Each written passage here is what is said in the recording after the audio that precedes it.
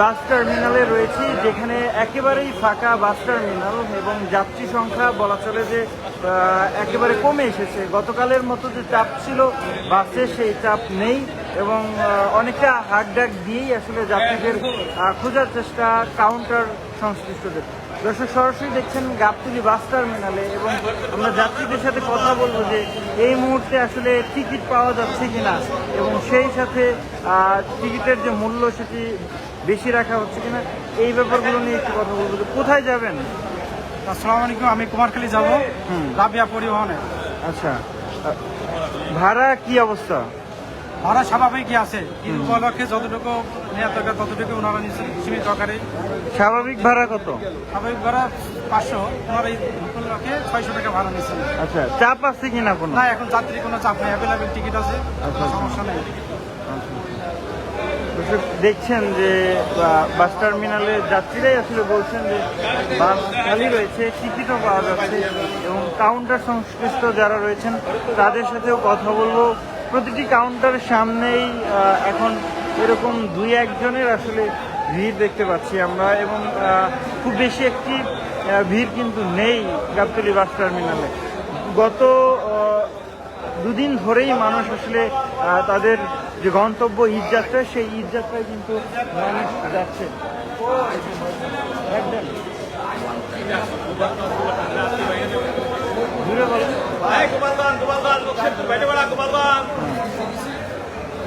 দেখছেন যে এভাবে আসলে ডাকছেন, ডেকে ঈদের আগে তো আসলে যাত্রীর চাপ বেশি থাকার কথা, সেখানে কি অবস্থা এখন? পদ্মা ঢেউ লাগছে, সব গাড়ি যাত্রী ওই পদ্মাতে চলে যাচ্ছে, মানে পদ্মা সেতু, এই জন্য আমরা যাত্রী পাচ্ছি না, যার কারণে টাকাটাই করলাম, গাড়ি ছাড়তে পারছি না এবং আমরা স্বল্পমূল্যেই এখানে আসলে টিকিট পাচ্ছে।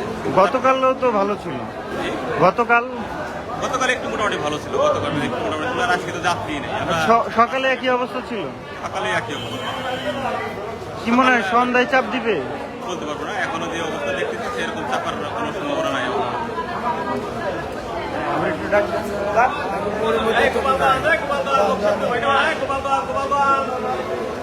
দর্শক, দেখছেন এখনো আসলে অনেকেই ঈদে ঘরমুখী মানুষ যারা রয়েছেন তারা বাড়ি ফিরছেন। তবে বলা চলে যে বাস টার্মিনালগুলোতে এক ধরনের স্বস্তির যাত্রা এখন বিরাজ করছে। তেমন একটি ভিড় নেই এবং টিকিট কাউন্টারগুলো আসলে একেবারেই ফাঁকা এবং সঠিক সময় টিকিট পাচ্ছেন। একটু দেখেন কি অবস্থা মামা? গাড়ি তো খালি মামা, গাড়ি তো মনে হয় প্যাসেঞ্জারই নাই। তার মানে আজকে ব্যবসা নাই? না, আজকে একদম ব্যবসা, গাড়ি পরে আছে 13টা, কিন্তু প্যাসেঞ্জার নেই মামা। রাস্তার কি অবস্থা? রাস্তা ক্লিয়ার, রাস্তা নিয়ে রাস্তা কালকে একটু যানজট ছিল, আজকে ক্লিয়ার। ভাই একটু কথা বলি, কোথায় যাবেন? ফাংশন। টিকিট কত নিল? 800 টাকা। আগে কত ছিল? আমি অনেকদিন পর যাই তো বলতে পারবেন সঠিক জানা। আচ্ছা, টিকিট কি অ্যাভেলেবেল কিনা? ম্যাচের সাথে নিতে পারি। আচ্ছা, তার মানে ভিড় ভাট্টা নেই, না, স্বস্তিতেই যেতে আমি পারবেন। আচ্ছা, সিলিন্ডারের নাম ছিল, কাউন্টারে দাঁড়াইছি, টিকিট ভালো সিট ভাই। দর্শক, সরাসরি দেখছিলেন গাবতলী বাস টার্মিনাল থেকে এবং গাবতলী বাস টার্মিনালের দৃশ্য আপনাদেরকে দেখানোর চেষ্টা করছিলাম, যেখানে যাত্রী এবং কাউন্টার সংশ্লিষ্ট সবার সাথেই কথা বলছিলাম। আরো অনেকেই। কোথায় যাবেন? ঝিনাইদহ। টিকিট পাইছেন? জি, পেয়েছি। আচ্ছা, কি কাউন্টার থেকে কি বলে, টিকিটের চাপ আছে কিনা? টিকিটের খুব একটা চাপ নাই, স্বাভাবিক আসলে টিকিট পাওয়া যাচ্ছে।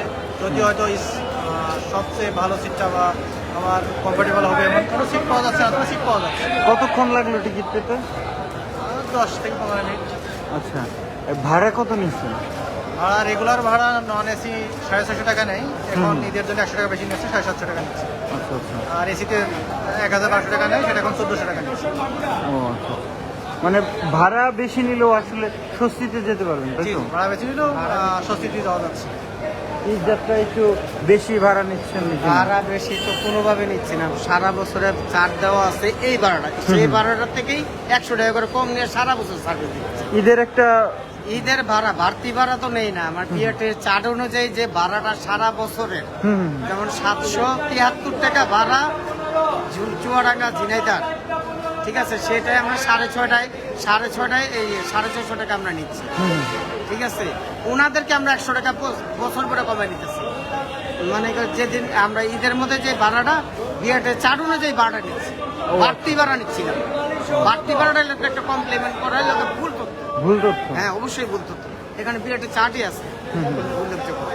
আচ্ছা, আপনারা দেখতে পারেন এখানে চার্ট। চার্ট আমি দেখলাম, কিন্তু যাত্রীরা যে অভিযোগ করে, যাত্রী অভিযোগ করে সারা বছর কম নিচ্ছি না।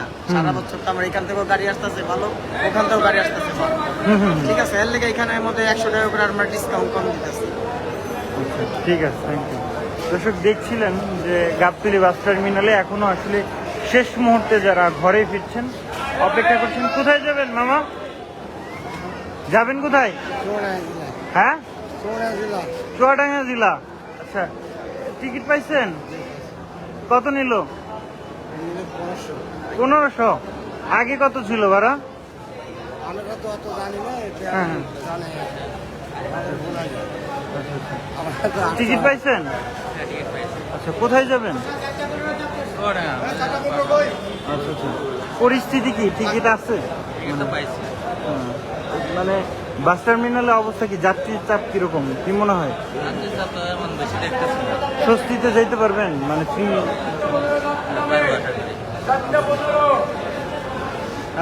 ঈদ যাত্রার শেষ মুহূর্তের একেবারেই শেষ মুহূর্ত এবং গাবতলী বাস টার্মিনাল একেবারেই ফাঁকা বলা চলে। এবং যারা আসলে ফিরছেন টুকটাক কয়েকজনকেই আসলে দেখা যাচ্ছে যে টার্মিনালের সামনের যে কাউন্টারগুলো রয়েছে সেই কাউন্টারে আমরা দেখতে পাচ্ছি।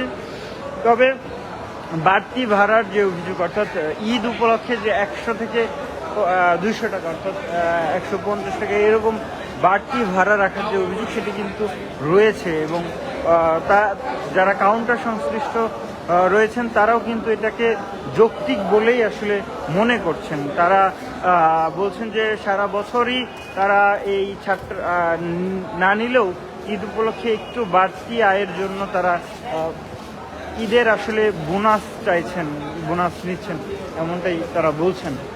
দর্শক সরাসরি দেখছিলেন গাবতলী বাস টার্মিনাল থেকে এবং দেখানোর চেষ্টা করছিলাম পুরো বাস টার্মিনালটি আসলে ফাঁকা। এর মূল যে কারণ সেটি আসলে যাত্রীরা আসলে গতকালই একটু চাপ ছিল। আজকে ব্যবসা কিরকম? খুব খারাপ, গাড়ি খালি আছে কখন থেকে? এই সকাল 10টার মধ্যে, 9-11টার মধ্যে এরকম কথা বল ম্যানেজার। আচ্ছা আচ্ছা, চাচা কি অবস্থা আজকে? আজকে এখনো যাত্রী নেই, যাত্রী খুবই কম। গাড়ি বুক দিয়েছি একটা 3টে, এখন 4টে বাজে, 4টে বাজে গেছে মাত্র 12 জন যাত্রী হয়েছে। রোডের কি অবস্থা?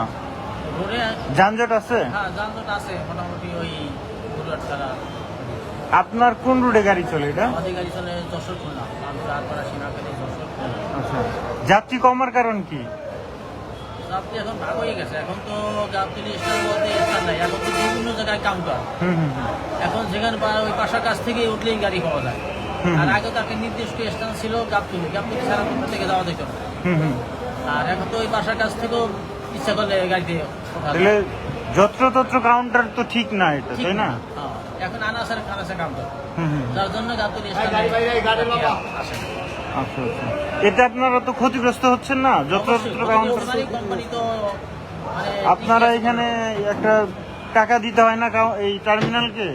তাহলে আপনারা যদি ব্যবসা না করতে পারেন কেমন হবে? আমরা ব্যবসা না করতে পারলে তো আমাদের যারা স্টাফ আছে, স্টাফ তারাও তো ক্ষতিগ্রস্ত হবে। মালিক তারাও তো গাড়ি কি করবে, গাড়ি তাও তো করতে হয় না। দর্শক সরাসরি দেখছিলেন ইত্তেফাকে এবং আপনাদেরকে দেখানোর চেষ্টা করছিলাম গাবতলী বাস টার্মিনাল থেকে একেবারেই ফাঁকা বলা চলে গাবতলী বাস টার্মিনাল। এবং পরিবহন সংশ্লিষ্ট যারা রয়েছেন তারাও আসলে বলছেন যে যত্রতত্র আসলে কাউন্টার বসিয়ে রাখার কারণেই এই গাবতলী বাস টার্মিনাল ফাঁকা যাচ্ছে। গাবতলী বাস টার্মিনালের নিরাপত্তা রক্ষায় পুলিশ কন্ট্রোল রুম করা হয়েছে। পুলিশের পক্ষ থেকে সার্বক্ষণিক নিরাপত্তা ব্যবস্থা রয়েছে, পুলিশ এবং র্যাবের পক্ষ থেকেও এই নিরাপত্তা ব্যবস্থা রয়েছে। সেই সাথে বাড়তি ভাড়া আদায়ের যদি কোনো ধরনের অভিযোগ থাকে, সেই অভিযোগ এই ভিজিলেন্স টিমের কাছে যদি কেউ অভিযোগ করে, সেক্ষেত্রে দ্রুততম সময়ের মধ্যে তার বিরুদ্ধে ব্যবস্থা নেওয়া হবে, সেই পরিবহনটির বিরুদ্ধে।